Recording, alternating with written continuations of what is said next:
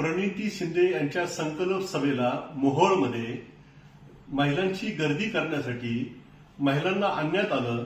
त्या महिलांना कुणाची सभा हे माहीत नाही. खोटं सांगण्यात आलं की आज महिला दिन आहे. खोटं सांगण्यात आलं की तुम्हाला साडी वाटप करण्यात येणार आहे.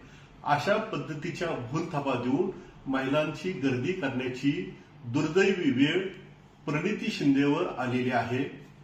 मनामनामध्ये नरेंद्र मोदीजी, घराघरामध्ये नरेंद्र मोदीजी असं असल्यामुळे आता सोलापूरमध्ये संपूर्ण वातावरण मोदीमय झालेलं आहे. यांच्या प्रणिती शिंदेच्या सभेला माणसं फिरकेनाशी झालेली आहे आणि म्हणून महिलांना भूलथापा देऊन गर्दी करण्याचा प्रयत्न त्यांचा सुरू झालेला आहे. याचा अर्थ असा आहे की सोलापूर लोकसभा मतदारसंघामध्ये आता त्यांची डाळ शिजणार नाही.